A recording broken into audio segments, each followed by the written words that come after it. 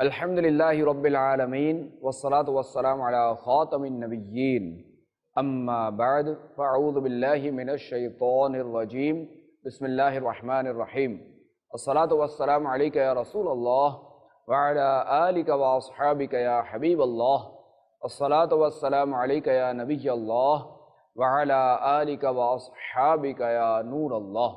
مدنی channel کے ناظرین، programme ہے آمد مصطفیٰ مرحبا مرحبا، اس میں خوش آمدید۔ آج ہم فتح مکہ کے بارے میں سنتے ہیں کہ جب مکہ مکرمہ فتح ہوا تو اس وقت پیارے آقا صلی اللہ تعالی علیہ وآلہ وسلم کی کس انداز میں مکہ شریف میں آمد ہوئی۔ آئیے پہلے درود پاک کی فضیلت سنتے ہیں۔ خاتم النبیین صلی اللہ تعالی علیہ وآلہ وسلم نے ارشاد فرمایا، قیامت کے روز اللہ کریم کے عرش کے سوا کوئی سایہ نہیں ہوگا۔ تین شخص اللہ کے عرش کے سائے میں ہوں گے۔ عرض کی گئی، یا رسول اللہ صلی اللہ علیہ وآلہ وسلم وہ کون لوگ ہوں گے؟ ارشاد فرمایا، وہ شخص جو میرے امتی کی پریشانی دور کرے، نمبر 2 میری سنت کو زندہ کرنے والا، اور نمبر 3 مجھ پر کثرت سے درود شریف پڑھنے والا۔ صلو علی الحبیب صلی اللہ علی محمد صلی اللہ علیہ وآلہ وسلم۔ مدنی چینل کے ناظرین، فتح مکہ جسے مسلمانوں کی فتح عظیم بھی کہا جاتا ہے، عہد نبوی کا ایک غزوہ ہے جو 20 رمضان المبارک سن 8 ہجری کو پیش آیا، اور اس غزوے کی بدولت مسلمانوں کو شہر مکہ پر فتح نصیب ہوئی، اور اس غزوے کا سبب قریش مکہ کی جانب سے اس معاہدے کی خلاف ورزی تھی کہ جو ان سے حدیبیہ کے مقام پر ہوا تھا۔ قرآن مجید و فرقان حمید میں اللہ کریم ارشاد فرماتا ہے، اِنَّا فَتَحْنَا لَكَ فَتْحًا مُبِينًا، ترجمہ کنز ایمان، بے شک ہم نے تمہارے لیے روشن فتح فرما دی۔ اس آیت کریمہ میں جس فتح کی بشارت دی گئی، اس سے کون سی فتح مراد ہے؟ اس بارے میں مفسرین کے مختلف اقوال ہیں، اور اکثر مفسرین کے نزدیک اس سے صلح حدیبیہ کی فتح مراد ہے۔ آئیے پہلے ہم صلح حدیبیہ کا مختصر سا واقعہ سنتے ہیں۔ حدیبیہ مکہ مکرمہ کے نزدیک ایک کنواں ہے، اور اس سارے واقعے کا مختصر خلاصہ یہ ہے کہ خاتم النبیین صلی اللہ تعالی علیہ وآلہ وسلم نے خواب دیکھا کہ آپ علیہ السلام اپنے صحابہ کرام علیہم رضوان کے ساتھ امن کے ساتھ مکہ مکرمہ میں داخل ہوئے۔ ان میں سے کوئی حلق کیے ہوئے اور کوئی قصر کیے ہوئے تھا۔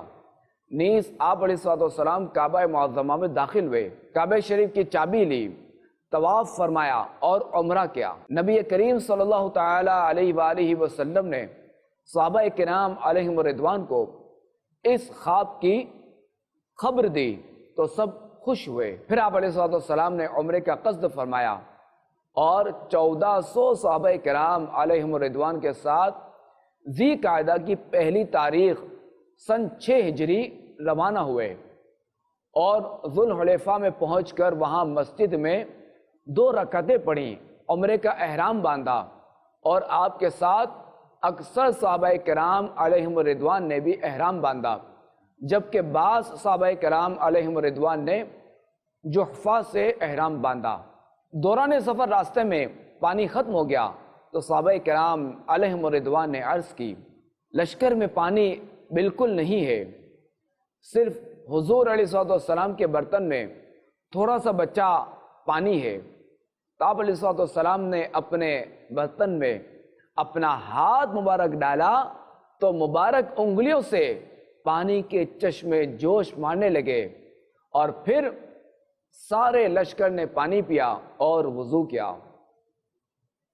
انگلیاں ہیں فیض پر ٹوٹے ہیں پیاسے جھوم کر، ندیاں پنجاب رحمت کی ہیں جاری، واہ واہ۔ جب مقام عصفان میں پہنچے تو خبر آئی کہ کفار قریش بڑے ساز و سامان کے ساتھ جنگ کے لیے تیار ہیں۔ جب حدیبیہ کے مقام پر پہنچے تو پھر پانی ختم ہو گیا، یہاں تک کہ لشکر والوں کے پاس ایک قطرہ نہ رہا، اور اوپر سے گرمی بھی شدید تھی۔ رسول کریم صلی اللہ تعالی علیہ وآلہ وسلم نے کنویں میں کلی فرمائی تو اس کی برکت سے کنواں پانی سے بھر گیا۔ پھر سب نے وہ پانی پیا اور اپنے اونٹوں کو پلایا۔ یہاں کفار قریش کی طرف سے حال معلوم کرنے کے لیے کئی شخص بھیجے گئے اور سب نے جا کر یہی بیان کیا کہ محمد صلی اللہ علیہ وسلم عمرے کے لیے تشریف لائے ہیں، جنگ کا ارادہ نہیں ہے، لیکن انہیں یقین نہ آیا۔ آخر کار انہوں نے عروہ بن مسعود ثقفی کو حقیقت حال جاننے کے لیے بھیجا۔ یہ طائف کے بڑے سردار اور عرب کے انتہائی مالدار شخص تھے۔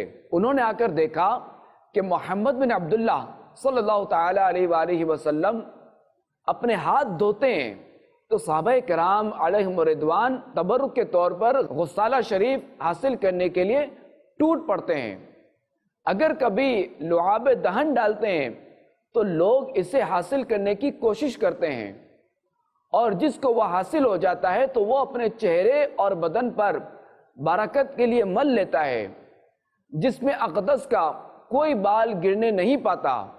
اگر کبھی جدا ہوا تو صحابہ کرام علیہم رضوان اسے بہت ادب کے ساتھ لیتے اور جان سے زیادہ عزیز رکھتے ہیں۔ اور جب محمد بن عبداللہ صلی اللہ علیہ وسلم کلام فرماتے ہیں تو سب خاموش ہو جاتے ہیں۔ حضور اکرم صلی اللہ تعالی علیہ وآلہ وسلم کے ادب و تعظیم کی وجہ سے کوئی شخص اوپر کی طرف نظر نہیں اٹھا سکتا۔ اب عروہ نے قریش سے جا کر یہ سب حال بیان کیا اور کہا، میں فارس، روم اور مصر کے بادشاہوں کے درباروں میں گیا ہوں، مگر میں نے کسی بادشاہ کی یہ عظمت نہیں دیکھی جو محمد مصطفیٰ صلی اللہ تعالی علیہ وآلہ وسلم کی عظمت ان کے اصحاب میں ہے۔ مجھے اندیشہ ہے کہ تم ان کے مقابلے میں کامیاب نہ ہو سکو گے۔ قریش نے کہا، ایسی بات مت کہو، ہم اس سال انہیں واپس کر دیں گے، وہ اگلے سال آئیں۔ عروہ نے کہا کہ مجھے اندیشہ ہے کہ تمہیں کوئی مصیبت پہنچے گی۔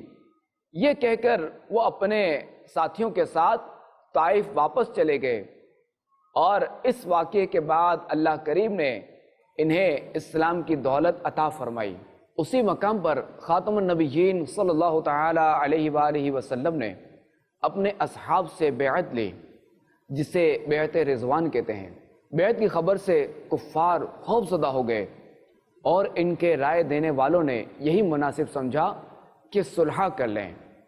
چنانچہ صلح نامہ لکھا گیا، اور آئندہ سال خاتم النبیین صلی اللہ تعالی علیہ وآلہ وسلم کا تشریف لانا قرار پایا، اور یہ صلح مسلمانوں کے حق میں بہت نفع مند ہوئی، بلکہ نتیجوں کے اعتبار سے فتح ثابت ہوئی۔ اسی لیے اکثر مفسرین قرآن مجید کی اس آیت مبارکہ کو، جس میں اللہ کریم ارشاد فرماتا ہے اِنَّا فَتَحْنَا لَكَ فَتْحًا مُبِينًا، بے شک ہم نے تمہارے لیے روشن فتح فرما دی، اس فتح سے صلح حدیبیہ مراد لیتے ہیں۔ اور بعض مفسرین وہ تمام اسلامی فتوحات مراد لیتے ہیں جو آئندہ ہونے والی تھیں، جیسے مکہ مکرمہ، خیبر، حنین اور طائف وغیرہ۔ اس صورت میں یہاں فتح کو ماضی کے صیغے سے اس لیے بیان کیا گیا کہ ان فتوحات کا واقع ہونا یقینی تھا۔ صلح حدیبیہ کی شرائط میں یہ بھی تھا کہ فریقین کے مسلمان اور قریش مکہ جو کہ غیر مسلم تھے، یہ 10 سال تک جنگ نہیں کریں گے، اور اس کے ساتھ ساتھ معاہدے میں ایک بات یہ بھی طے پائی کہ عرب کے دیگر قبائل کو یہ اختیار ہوگا کہ وہ دونوں فریقوں میں سے جس کے ساتھ چاہیں باہمی امداد کا معاہدہ کر لیں۔ عرب کے 2 قبیلے خزاعہ اور بنو بکر تھے جو ایک دوسرے کے جانی دشمن تھے، اور ان میں بہت عرصے سے لڑائیاں جاری تھیں۔ صلح حدیبیہ کے بعد قبیلہ خزاعہ مسلمانوں کا دوست بن گیا اور مسلمانوں کے ساتھ معاہدہ کر لیا، اور بنو بکر نامی قبیلے نے قریش کے ساتھ اتحاد کر لیا۔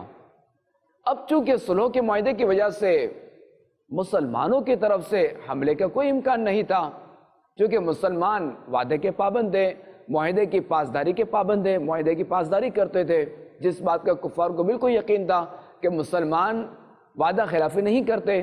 تو اس لیے بنو بکر کی ایک شاخ بنو نفاسہ نے موقع غنیمت جانتے ہوئے کفار قریش کے ساتھ مل کر بنو خزاعہ پر اچانک حملہ کر دیا، اور یہ حملہ واضح طور پر صلح حدیبیہ کے معاہدے کی خلاف ورزی تھی، جس میں بنو خزاعہ کو بہت جانی نقصان اٹھانا پڑا۔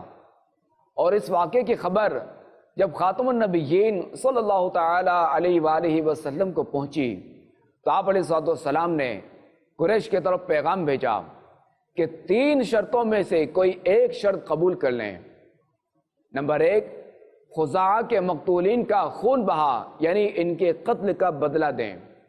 نمبر 2، بنو نفاسہ کی حمایت سے دستبردار ہو جائیں، ان سے اتحاد ختم کر دیں اور ان کی حمایت سے پیچھے ہٹ جائیں۔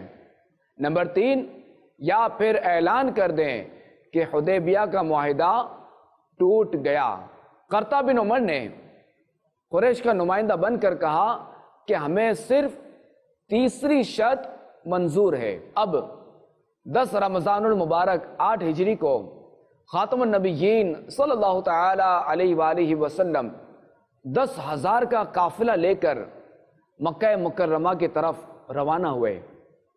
مکہ شریف پہنچ کر آپ علیہ السلام نے یہ رحمت بھرا فرمان جاری فرمایا کہ جو شخص ہتھیار ڈال دے گا اس کے لیے امان ہے، جو شخص اپنا دروازہ بند کر لے گا اس کے لیے امان ہے، جو مسجد حرام میں داخل ہو جائے گا اس کے لیے امان ہے۔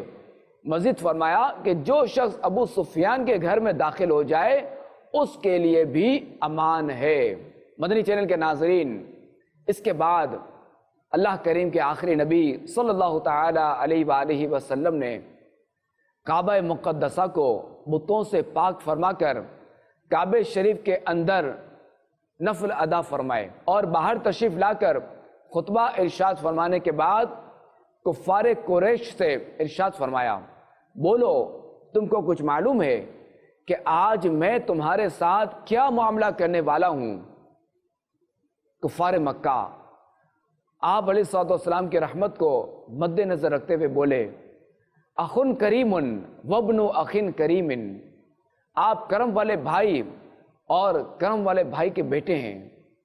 نبی کریم صلی اللہ تعالی علیہ وآلہ وسلم کی رحمت جوش میں آئی اور یوں فرمایا، لا تثریب علیکم اليوم فاذهبوا انتم الطلقاء، یعنی آج تم پر کوئی الزام نہیں، جاؤ تم آزاد ہو۔ اب بالکل غیر متوقع طور پر یہ اعلان سن کر کفار جوک در جوک دائرہ اسلام میں داخل ہونے لگے۔ اس عام معافی کا کفار کی دلوں پر بہت اچھا اثر پڑا، اور وہ آ کر آپ علیہ السلام کے ہاتھ پر اسلام کی بیعت کرنے لگے، اور یوں فتح مکہ کے دن 2000 افراد ایمان لائے۔ حضرت سہیل بن عمرو رضی اللہ تعالیٰ عنہ جو کہ سرداران قریش میں سے تھے، اس خوف سے اپنے گھر میں بند ہو گئے کہ کہیں مجھے قتل نہ کر دیا جائے، کیونکہ حالت کفر میں انہوں نے اسلام کی بہت زیادہ مخالفت کی تھی۔ ان کے بیٹے جو کہ مسلمان تھے، انہوں نے ان کے ہاتھ خاتم النبیین رحمت للعالمین صلی اللہ تعالی علیہ وآلہ وسلم کی بارگاہ میں امان کا پیغام بھیجا، تو آپ علیہ السلام نے انہیں امان عطا فرما دی، اور اس کے بعد وہ ایمان لے آئے۔ عبداللہ بن سعد بھی قریش کے سرداروں میں سے تھے، جو کہ حضرت سیدنا عثمان غنی رضی اللہ تعالیٰ عنہ کے رضائی بھائی تھے۔ یہ اسلام لانے کے بعد مرتد ہو گئے تھے، اس لیے یہ حکم جاری کیا گیا تھا کہ یہ جہاں ملیں انہیں قتل کر دیا جائے۔ حضرت عثمان غنی رضی اللہ تعالیٰ عنہ انہیں بارگاہ رسالت میں لے کر حاضر ہوئے، اور ان کے لیے امان طلب کی، تو رسول اللہ صلی اللہ تعالی علیہ وآلہ وسلم نے انہیں بھی امان عطا فرمائی اور بیعت اسلام لے لی۔ یوں یہ بھی مسلمان ہو گئے اور ایسے زبردست مسلمان ہوئے کہ پھر کوئی ایسی بات ان سے سرزد نہ ہوئی کہ جو ان کے دین کو داغدار کرے۔ حضرت سیدنا امیر معاویہ رضی اللہ تعالیٰ عنہ جو کہ پہلے سے اسلام لا چکے تھے، خاتم النبیین صلی اللہ تعالیٰ علیہ وآلہ وسلم پر ایمان لا چکے تھے، تو آج انہوں نے بھی جو ہے وہ اپنے ایمان کا اظہار کر دیا اور اپنے اسلام لانے کا اعلان کر دیا، جبکہ ان کے والد محترم حضرت ابو سفیان رضی اللہ تعالیٰ عنہ سمیت کئی اہم شخصیات فتح مکہ کے موقع پر اس دائرہ اسلام میں داخل ہوئیں، جن میں سے چند نام یہ ہیں: حضرت ابو قحافہ، حضرت حکیم بن حزام، حضرت جبیر بن مطعم، حضرت عبد الرحمن بن سمورہ، حضرت عتاب بن اسید، حضرت عتاب بن سلیم اور حضرت عبداللہ بن حکیم رضی اللہ تعالی عنہم اجمعین۔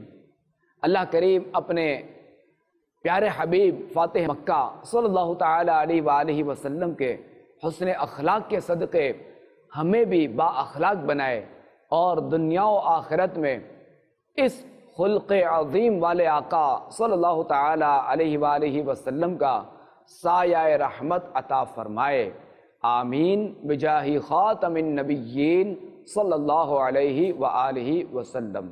آئے آقا، آئے آقا۔